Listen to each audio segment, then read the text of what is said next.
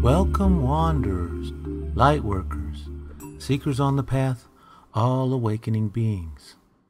Welcome to the Sons of the Law of One podcast. I am your host, Glenn Pendleton. This is episode 20, Seth Speaks. This material comes from the book of the same name, through the channel Jane Roberts, and is subtitled The Eternal Validity of the Soul.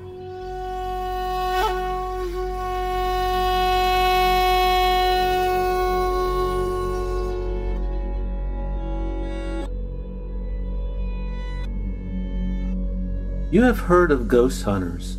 I can quite literally be called a ghost rider, though I do not approve of the term ghost. It is true that I am usually not seen in physical terms. I do not like the word spirit either, and yet if your definition of what that word implies, the idea of a personality without a physical body, then I would have to agree that the description fits me. I address an unseen audience. However, I know that they exist, and therefore I shall ask each of them now to grant me the same privilege. My name is Seth. Names are simply designations, symbols, and yet, since you must use them, I shall also. I write this book with the cooperation of Rupert, who speaks the words for me. In this life, Rupert is called Jane, and her husband, Robert Butts, takes down the words that Jane speaks. I call him Joseph. My readers may suppose that they are physical creatures, bound with physical bodies, imprisoned within bone, flesh, and skin. If you believe that your existence is dependent upon this corporal image, then you feel in danger of extinction, for no physical form lasts, and no body retains the same vigor and enchantment in old age. If you identify with your own youth or beauty or intellect or accomplishments, then there is the constant gnawing knowledge that these attributes can and will vanish. I am writing this book to assure you that this is not the case. Basically, you are no more of a physical being than I am, and I have donned and discarded more bodies than I care to tell you. Personalities who do not exist do not write books. I am quite independent of a physical image, and so are you. Consciousness creates form. It is not the other way around. All personalities are not physical. It is only because you are so busily concerned with the daily matters that you do not realize that there is a portion of you who knows that its own powers are far superior to those shown by the ordinary self. You have each lived other existences, and that knowledge is within you, though you are not consciously aware of it. I hope that this book will serve to release the deeply intuitive self from within each of you and bring to the foreground of consciousness whatever particular insights will serve you most. If you believe firmly that your consciousness is locked up somewhere inside your skull and is powerless to escape it, if you feel that your consciousness ends at the boundary of your body, then you sell yourself short, and you will think that I am a delusion. I am no more a delusion than you are, and that may be a loaded sentence. I can say this to each of you. I am older than you are, at least in terms of age as you think of it. If a writer can qualify as any kind of authority on the basis of age, therefore then I should get a medal. I am an energy personality essence, no longer focused in physical matter. As such, I am aware of some truths that many of you seem to have forgotten. I hope to remind you of these. I do not speak so much to the part of you that you think of as yourself as to the part of you that you do not know, that you have to some extent denied and to some extent forgotten. I speak to those who believe in a God and those who do not, to those who believe that science will find all the answers as to your nature of reality, and to those who do not. I hope to give you clues that will enable you to study the nature of reality for yourself, as you have never studied it before. There are several things that I shall ask you to understand. You are not stuck in time like a fly in a closed bottle, whose wings are therefore useless. You cannot trust your physical senses to give you a true picture of reality. They are lovely liars, with such a fantastic tale to tell that you believe it without question. You are sometimes wiser, more creative, and far more knowledgeable when you are dreaming than when you are awake. These statements may seem highly dubious to you now, but when we are finished, I hope you will see that they are plain statements of fact. What I will tell you has been told before throughout the centuries, and given again when it was forgotten. I hope to clarify many points that have been distorted through the years, and I offer my original interpretation of others. For no knowledge exists in a vacuum, and all information must be interpreted and colored by the personality who holds it and passes it on. Therefore, I describe reality as I know it, and my experience in many layers and dimensions. This is not to say that other realities do not exist. I have been conscious before your earth was formed. I adopt from my own bank of past personalities those characteristics that seem appropriate. There are many of us, personalities like myself, unfocused in physical matter or time. Our existence seems strange to you only because you do not realize the true potentials of personality, and you are hypnotized by your own limited concepts. You have been given perhaps the most awesome gift of all, the ability to project your thoughts outward into physical form. That gift brings a responsibility, and many of you are tempted to congratulate yourselves on the successes of your lives and blame God, fate, and society for your failures.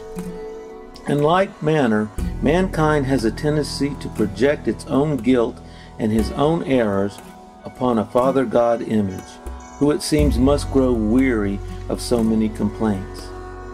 The fact is that each of you creates your own physical reality, and en masse, you create both the glories and the terrors that exist within your earthly experience.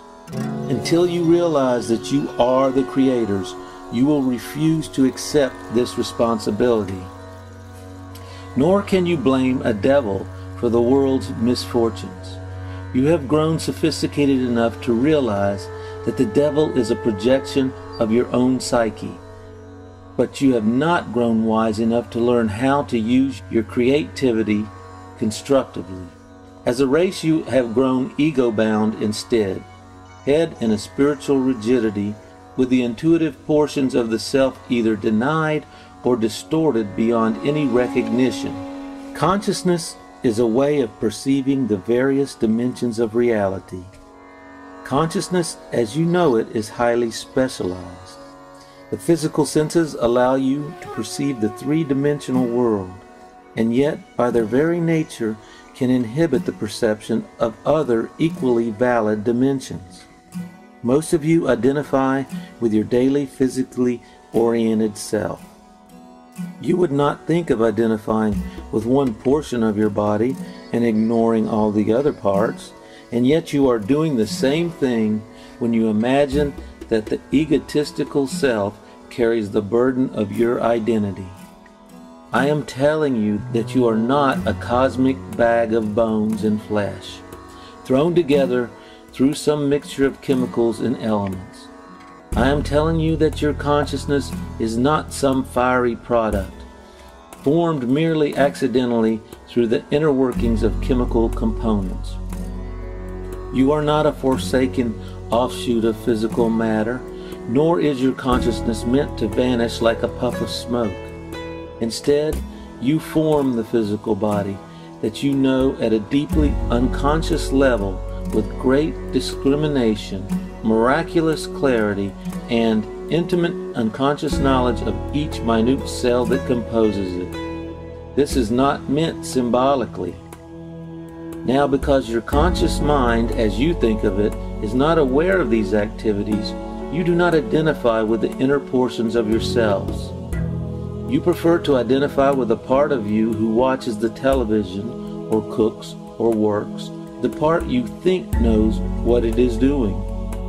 But this seemingly unconscious portion of yourself is far more knowledgeable, and upon its smooth functioning, your entire physical existence depends. This portion is conscious, aware, alert.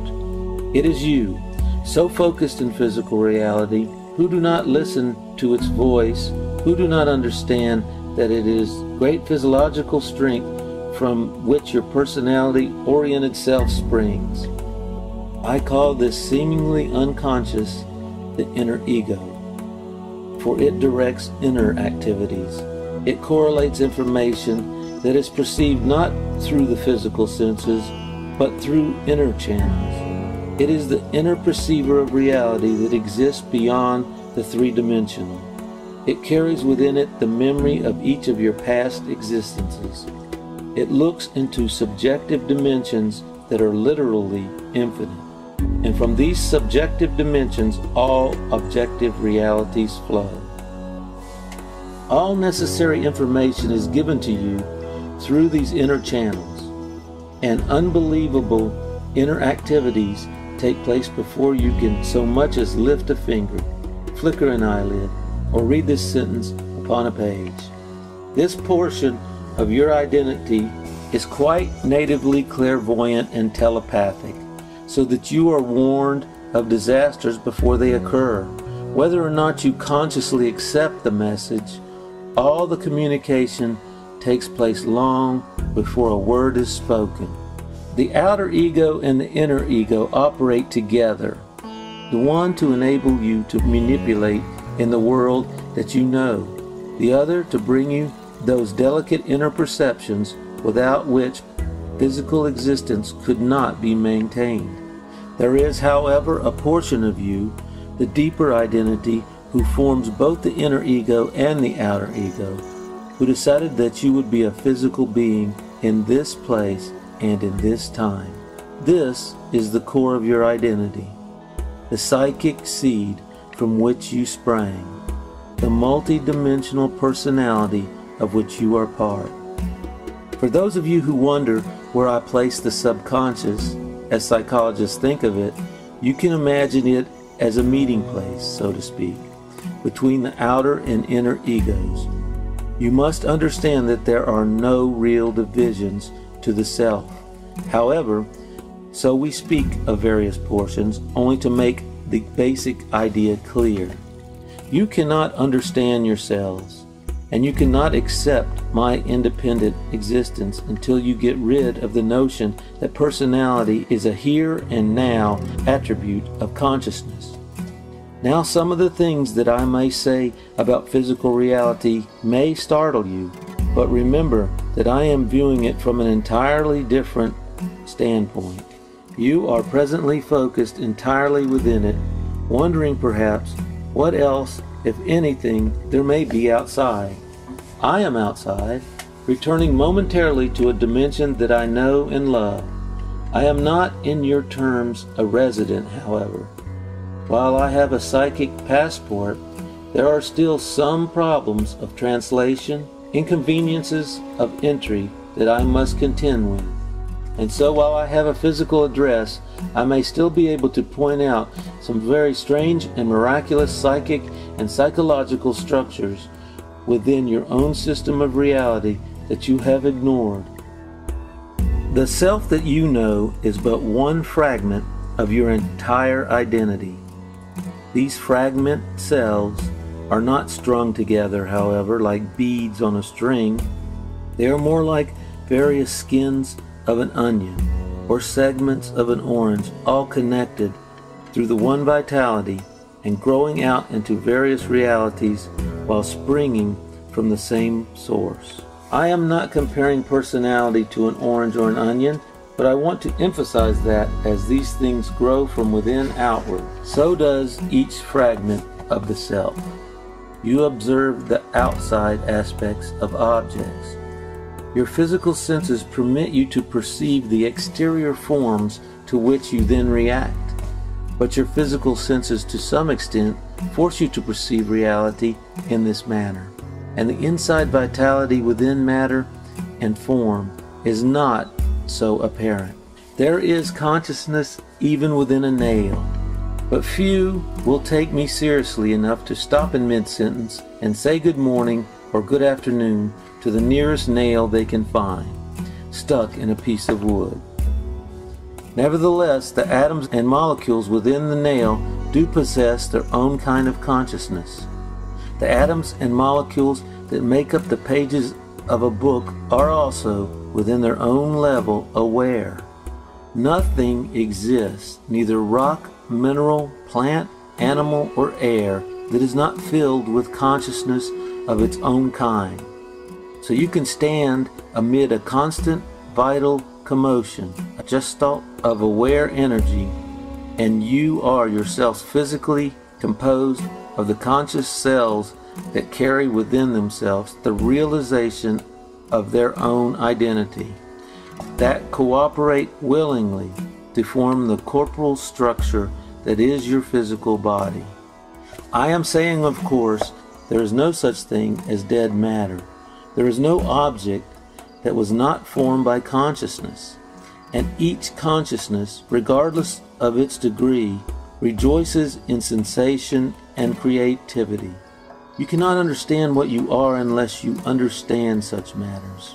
For convenience sake, you close out the multitudinous inner communications that leap between the tiniest parts of your flesh. Yet even as physical creatures, you are to some extent a portion of other consciousnesses. There are no limitations to the self. There are no limitations to its potentials. You can adopt artificial limitations through your own ignorance, however. You can identify, for example, with your outer ego alone, and cut yourself off from abilities that are a part of you. You can deny, but you cannot change the facts. The personality is multi-dimensional. Even though many people hide their heads, figuratively speaking, in the sand of three-dimensional existence and pretend there is nothing more. I do not mean to underestimate the outer ego. You have simply overestimated it. Nor has its true nature been recognized. Now at times I will be using the term camouflage, referring to the physical world to which the outer ego relates. For the physical form is one of the camouflages that reality adopts. The camouflage is real, and yet there is much greater reality within it, the vitality that gave it form. Your physical senses do not allow you to perceive this camouflage, for they are attuned to it in a highly specialized manner. But to sense the reality within the form requires a different sort of attention, and more delicate manipulations than the physical senses provide. The ego is a jealous God, and it wants its interests served. It does not want to admit the reality of any dimensions except those within which it feels comfortable and can understand. It was meant to be an aid, but it has been allowed to become a tyrant. Even so, it is much more resilient and eager to learn than is generally supposed. It is not natively as rigid as it seems. Its curiosity can be of great value. If you have a limited conception of the nature of reality, then your ego will do its best to keep you in a small enclosed area of your accepted reality. If, on the other hand, your intuitions and creative instincts are allowed freedom, then they communicate some knowledge of greater dimensions to this most physically oriented portion of your personality. Consciousness is not dependent upon form, as I have said, and yet it always seeks to create form. We do not exist in any time framework as you know it. Minutes, hours, or years have lost both their meaning and their fascination. We are quite aware of time situations within other systems, however, and we must take them into account in our communications. Otherwise, what we say would not be understood.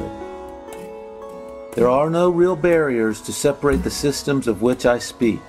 The only separation is brought about by the varying abilities of personalities to perceive and manipulate. You exist in the midst of many other systems of reality, for example, but do not perceive them. And even when some event intrudes from these systems into your own three-dimensional existence, you are not able to interpret it, for it is distorted by the very fact of entry. I told you that we do not experience your space-time sequence. We travel through various intensities. Our work, development, and experience all takes place with what I term the moment point. Here, within the moment point, the smallest thought is brought to fruition, the slightest possibility explored, the probabilities thoroughly examined, the least or the most forceful feeling entertained. It is difficult to explain this clearly, and yet the moment point is the framework within which we have our psychological experience. Within it, simultaneous actions follow freely through associative patterns. Consciousness is, among other things, a spontaneous exercise in creativity. You are learning now, in a three-dimensional context, the ways in which your emotional and psychic existence can create varieties of physical form. You manipulate within the psychic environment, and these manipulations are then automatically impressed upon the physical mold. Now, our environment is in itself creative in a different manner than yours. Your environment is created in that trees bear fruit, that there is a self-sustaining principle, that the earth feeds its own, for example. The naturally creative aspects are the materializations of the deepest psychic, spiritual, and physical inclinations of that race, set up in your terms eons ago, and a part of the racial bank of psychic knowledge. We endow the elements of our environment with an even greater creativity that is difficult to explain. We do not have flowers that grow, for example, but the intensity, the condensed psychic strength of our psychological natures forms new dimensions of activity. If you paint a picture within three-dimensional existence, then the painting must be on a flat surface, merely hinting at the complete three-dimensional experience that you cannot insert into it. In our environment, however, we could actually create whatever dimensional effects we desire. All of these abilities are not ours alone. They are your heritage. As you will see later, you exercise your own inner senses, multidimensional abilities, more frequently than it might seem, in other states of consciousness than the normal waking one. Now your ideas of space are highly erroneous. So in my contacts with your sphere of activity, I do not sweep through bright golden skies like some spiritual Superman into your physical domain. In a very real manner, space as you perceive it simply does not exist. Not only is the illusion of space caused by your physical perceptive mechanisms, but it is also caused by mental patterns that you have accepted, patterns that are adopted by consciousness when it reaches a certain stage of evolution within your system. When you arrive or emerge into physical life, not only is your mind not a blank slate, waiting for the scrolls that experience will write upon it, but you are already equipped with a memory bank far surpassing that of any computer. You face the first day upon the planet with skills and abilities already built in, though they may or may not be used, and they are not merely the result of heredity as you may think of it. You may think of your soul or entity, though only briefly and for the sake of this analogy, as some conscious and living, divinely inspired computer who programs its own existences and lifetimes. But this computer is so highly endowed with creativity that each of the various personalities it programs spring into consciousness and song, and in turn create realities that may have been undreamed of by the computer itself. Your planetary systems exist at once, simultaneously, both in time and in space. The universe that you seem to perceive, either visually or through instruments, appears to be composed of galaxies, stars, and planets at various distances from you. Basically, however, this is an illusion.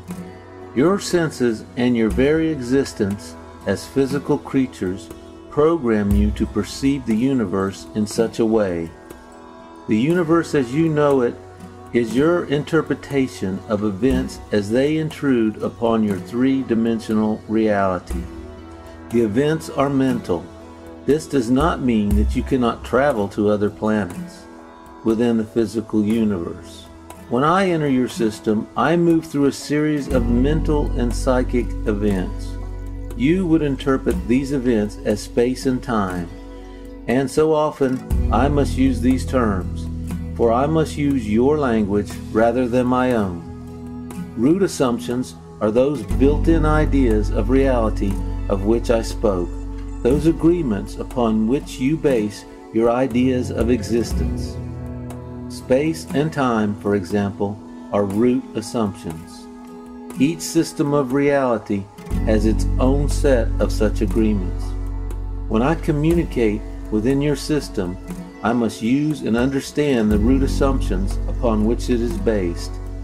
As a teacher, it is part of my job to understand and use these, and I have had existences in many such systems as a part of what you may call my basic training, though in your terms my associates and I had other names for them. Now, ancient Rome exists, and so does Egypt and Atlantis. You not only form the future as you think of it, but you also form the past. You and your reincarnated selves or personalities are not imprisoned in time. There is a constant interchange going on between what you think of as your present self and your past and future selves. If this were not the case, then I would not be speaking. Each personality is free. Time has open ends in all directions, or such a thing as possibilities would not exist. Therefore, actions that you make now can help a so-called past personality, and a so-called future personality may step in and help you along your weary way. Also, your actions can now affect the future personality as well as the past one.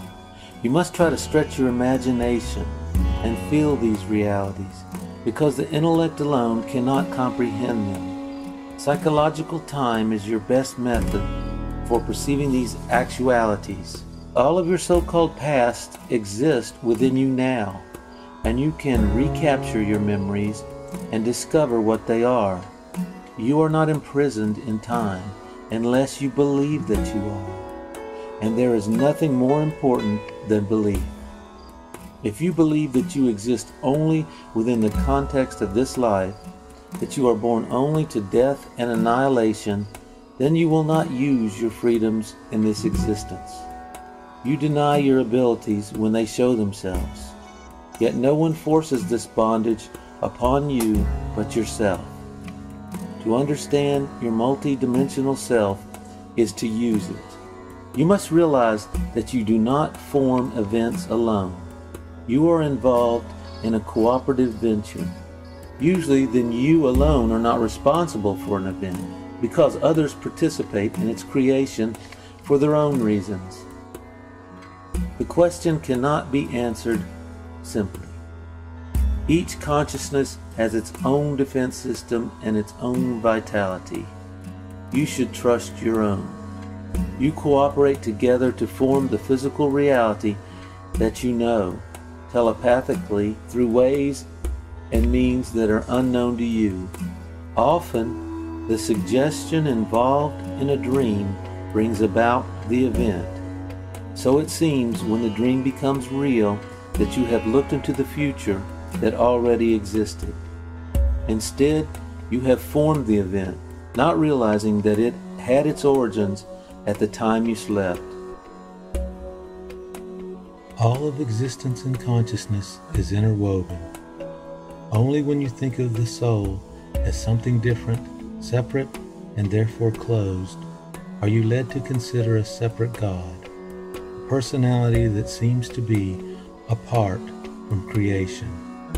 All that is a part of creation, but more than what creation is. All that is speaks to all of its parts, not with sounds, trumpets, and fanfare from without, but communicates its messages through the living soul stuff of each consciousness.